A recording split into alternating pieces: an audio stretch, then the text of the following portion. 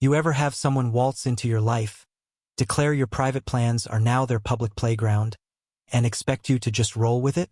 That's what happened when the HOA president of my quiet little suburb decided my backyard barbecue was her personal community festival, slapped my address on flyers I never approved, and turned my Saturday into a circus, until I fired up the grill with 300 pounds of onions and nothing else, turning her victory lap into a teary-eyed disaster. By the time the smoke cleared, she'd lost her throne, her reputation, and a whole lot more, but it left me wondering if I'd pushed the joke too far or just far enough. My name's Lucas Bennett, and this is the story of how a single lie in Willow Creek, a sleepy town outside Charlotte, sparked a backyard rebellion that changed our neighborhood forever.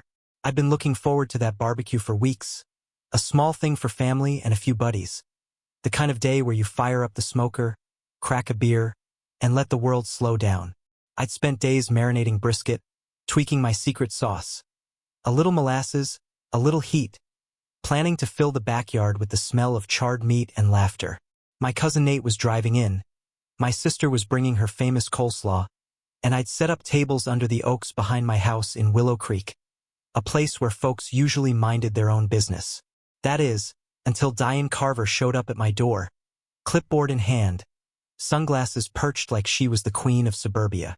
"Lucas," she says, all fake smiles and sharp edges. "Your barbecue's now a neighborhood event. Congrats." She shoves a flyer at me, printed with my address, promising a free community barbecue I never agreed to. I'm standing there, coffee mug in hand, blinking like I've missed a memo. "Diane, I didn't sign up for this." She shrugs like it's already done. HOA newsletters out, social media's buzzing. Everyone's coming. I call the HOA president, Tom, who's as confused as me. Diane's gone rogue, but the damage is done. Flyers are up, texts are flying, and half the town's expecting free ribs at my place. It's not just the audacity that gets me. It's the invasion. This barbecue was mine. A chance to reconnect, to carve out a moment in a world that's always rushing. Diane didn't ask. She took, turning my backyard into her stage to play benevolent leader.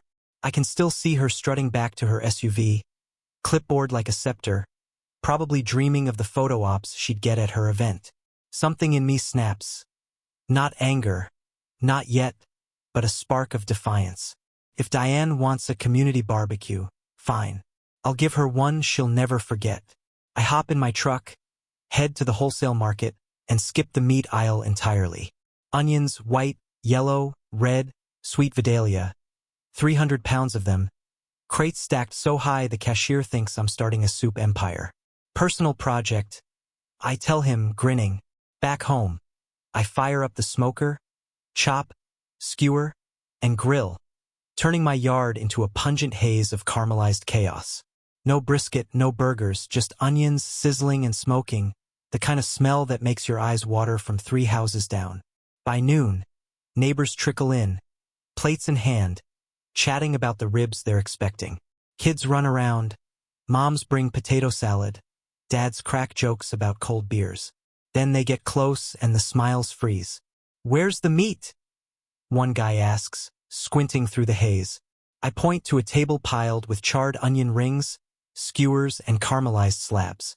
"This is it, Diane's special request." Nervous laughs ripple through the crowd, folks thinking it's a warm-up. It's not. The air's thick, stinging eyes, and people start tearing up. Literally. Diane sweeps in 15 minutes later, floral dress and big hat, ready for her moment. She stops cold, nose twitching, and trips over a crate of red onions, catching herself on a table. The crowd's watching and she tries to spin it. "Oh, the meat delivery's late. Lucas must be doing some fancy slow-cook thing." I don't say a word, just slide another tray of onions onto the table, letting her lie hang in the smoky air. Kids are crying, dads are coughing, and Diane's fuming. She pulls me aside, hissing, "You're making a fool of me." I lean in, calm as can be. "You did that yourself, Diane." She demands I fix it, buy food, apologize. I point to the banner, Diane's Community Barbecue. "Your show, not mine." By sundown, most folks clear out, eyes red, muttering about the onion apocalypse. A few stay, loyal or just curious, and we crack open iced tea, play some music, even pass around a bottle of bourbon. My cousin Nate rolls in, sniffs the air, and deadpants. "You weaponizing vegetables now?" We laugh, toast to the weirdest barbecue ever, and I'm starting to feel like I've won something, not just a fight, but a piece of my peace back. Then the local reporter shows up, tipped off by Diane for her PR stunt. I lay it all out, the fake flyers, her takeover, the onions as my middle finger. Diane tries to interrupt, claiming I'm smearing her, but the reporter's not buying it. His notepad reeks of onions by the time he leaves, and I know this story's about to blow up. Next morning, my phone's buzzing before I'm out of bed. Texts from neighbors, a call from the paper, and memes flooding the group chat. Someone's photoshopped Diane, red-eyed, waving away smoke, captioned, "Diane's Tear Factory, now open." Another calls it the Great Onion Cry Fest. My yard's a crime scene of empty crates and onion oil, but there's a new flyer on my mailbox. HOA follow-up barbecue, real food this time. Diane's doubled down, scheduling her own event at the community center, trying to steal the spotlight and rewrite the narrative. It's bold, I'll give her that, but it's also desperate. I head to the HOA office, sit down with Mr. Harold Grayson, a retired judge who's seen it all. His mug says HOA, hurting overbearing adults. And he sighs when I walk in. "Heard about your onion stunt, Lucas. Got complaints piling up." He's not mad, though. Says the board swamped with gripes about Diane's lies, her fake flyers, her overreach. "File a statement," he tells me. I do, with photos, texts, timelines, everything. "You a lawyer?" he asks, eyebrow raised. "Nah," I say. "But I've got enough onions to make anyone confess." I scope out Diane's prep at the community center, and she's in full cruise director mode, ordering teen volunteers around, tables decked in checkered cloths. She spots me, face like she's sucked a lemon. "You're not welcome here. Stay 50 feet back or I'll report you for harassment." I take a bite of an apple, grinning. "Public property, Diane. You don't own this either." She flinches, and I know she's rattled. Then the real blow lands. A food truck pulls up, and the driver's confused. Says he delivered the meat yesterday to some bearded guy who signed for it. That's me. I'd intercepted her catering order, showed the driver her fake flyer, said the event was a prank, and sent the ribs to a homeless shelter. The shelter's thank you email with photos of happy families is still on my phone. Diane's event collapses. Half the food's gone, volunteers bail. Her brother-in-law sets off the sprinklers trying to light the grill.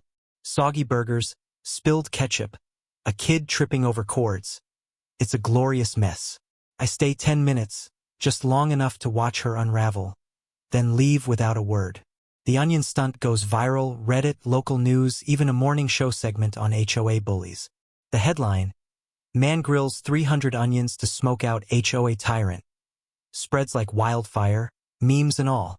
Diane posts a rant, all caps, calling it libel, threatening lawsuits, but her allies go quiet. Neighbors flood the group chat with onion emojis, clapping for her downfall. I'm not done, though.